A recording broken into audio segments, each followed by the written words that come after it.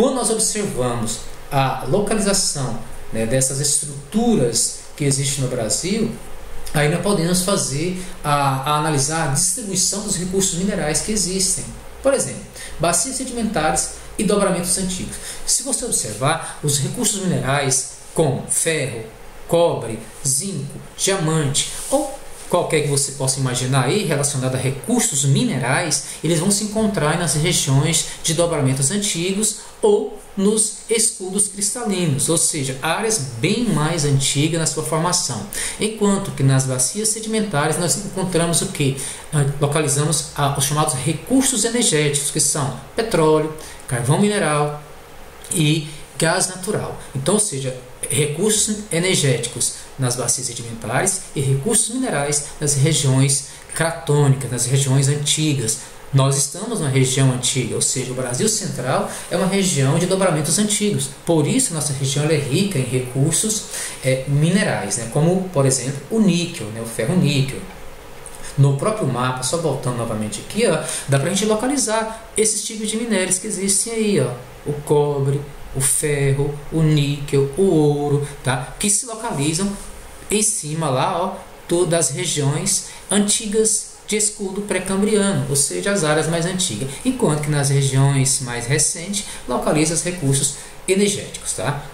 E aí, lembrando que há uma forte ligação entre a exploração dos recursos minerais e energéticos ao nosso desenvolvimento econômico, ou seja, o Brasil, como nós sabemos, ele depende muito da exportação de recursos minerais, né, ou seja, ligado à terra, ao extrativismo. Então, ou seja, nossa grande exportação hoje está pautada aí, né, nossa indústria de base, vamos dizer assim, né, as metalúrgicas, siderúrgicas, né, que estão ligadas a essa extração aí de recursos minerais. Então, ou seja, o nosso desenvolvimento está muito ligado a essa questão aí dos nossos recursos minerais que existem no território brasileiro. E aí, como nós falamos, combustíveis fósseis, está muito ligado às bacias sedimentares, combustíveis fósseis como o petróleo, gás natural, né, que está o Brasil hoje se tornou, vamos dizer assim, um grande produtor desse recurso fóssil, né, que é o petróleo, como por exemplo podemos analisar nessa imagem aí, ó, a plataforma oceânica lá, ó, o pré-sal.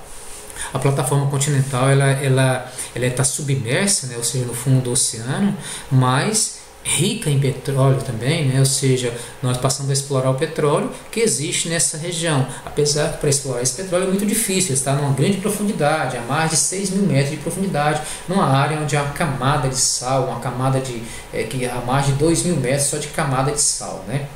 E essa prospecção, essa retirada desse petróleo daí, ele é muito difícil, requer um gasto muito grande. Por isso que acaba que o nosso petróleo no final ficando muito caro para o nosso consumo, né?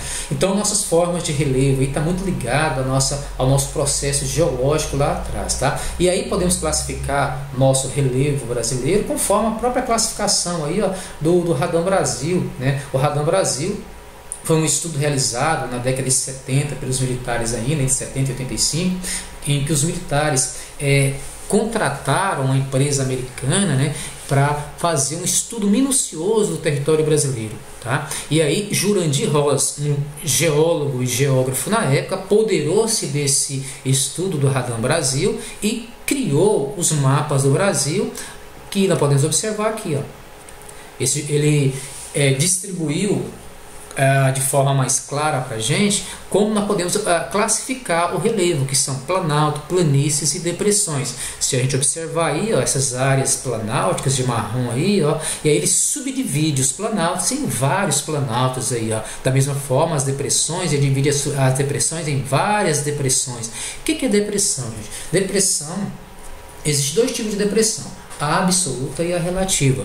A absoluta, ela não existe aqui no Brasil, ela ocorre fora. Por exemplo, o Mar Morto. O Mar Morto é uma depressão absoluta.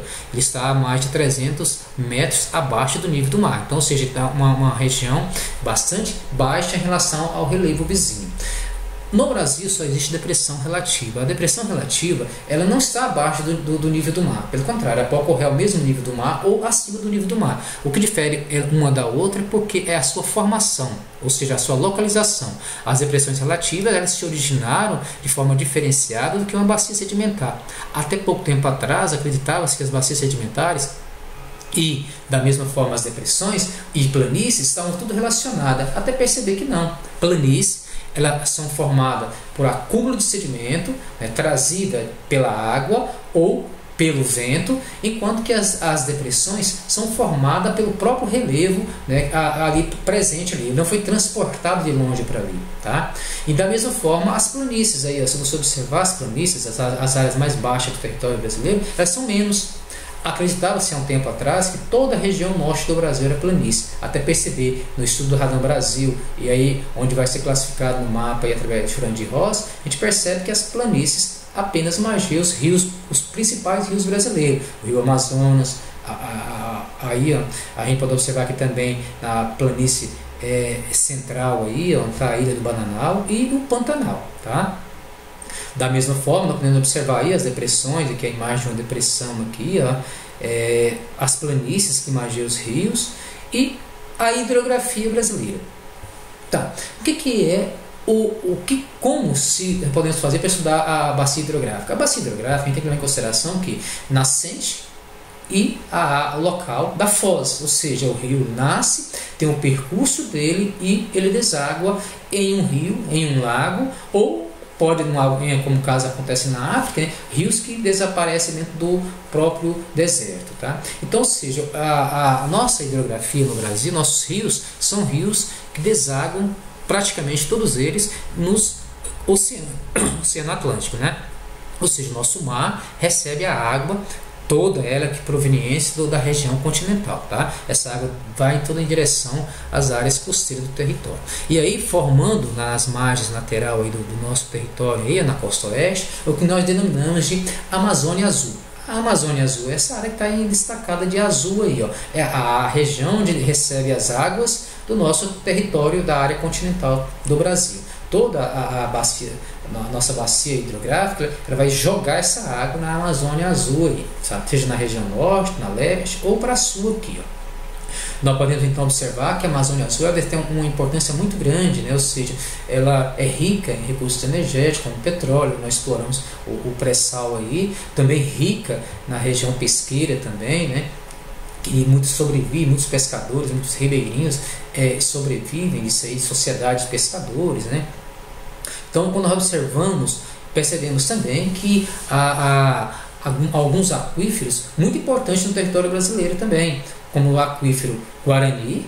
Lembrando que o aquífero Guarani não é só do Brasil, ele não está distribuído somente no território brasileiro, apenas uma parte dele está no território brasileiro, mas uma outra parcela está na região do Paraguai, também da Argentina e do Uruguai. Por isso é um recurso hídrico internacional, ou seja, multinacional, vamos dizer assim, porque está dentro de várias regiões além do Brasil, né? No Brasil, no Paraguai, no Uruguai, na Argentina. Então tem um local de múltiplas nacionalidades aí, onde todos estão usando, explorando esse recurso hídrico aí.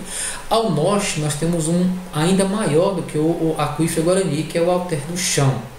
Esse Alter do Chão, ele recebeu recentemente uma outra denominação e passou a ser chamado de SAGA, Sistema Aquífero do Grande Amazônia, né?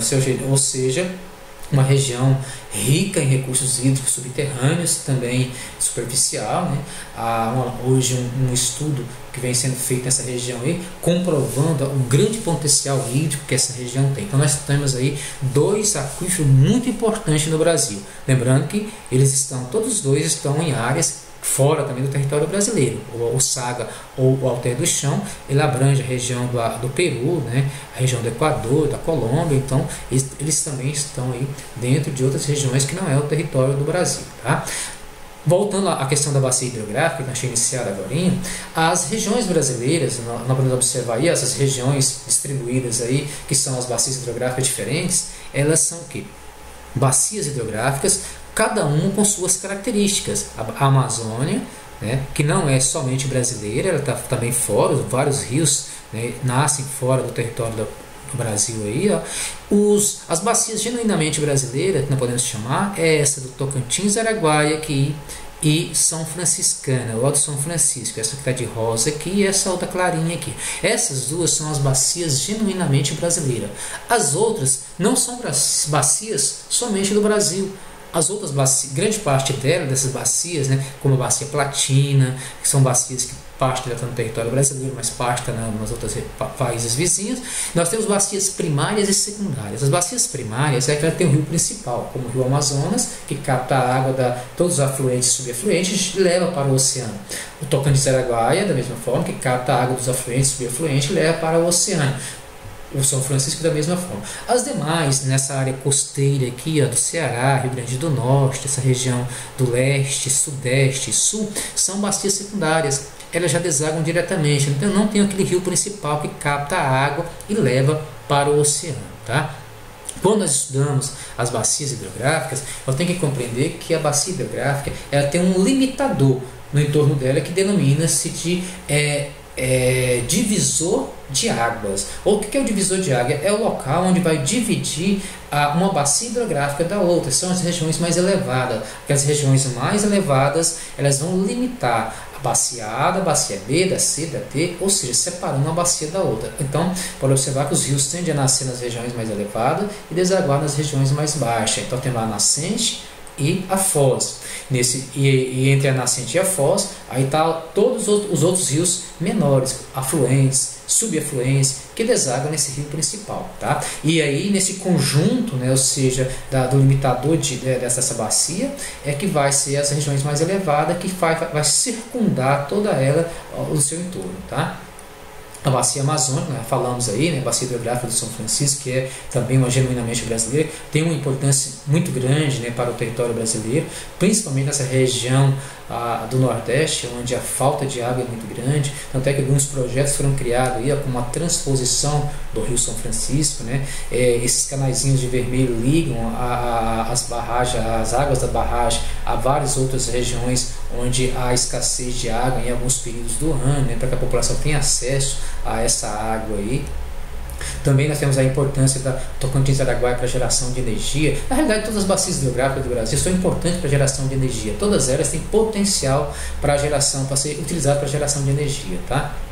Bom, gente, praticamente é isso aí, né? Ou seja, as bacias hidrográficas têm uma características em comuns. Você tem que entender o que é a nascente, a foz, tem os seus afluentes, os seus subafluentes, o seu limitador, né, que são o seu divisor de água, que é importante vocês compreender na hora de fazer a prova, mas no geral é isso aí mesmo, ok? Qualquer dúvida, pode ligar, pode procurar, ok?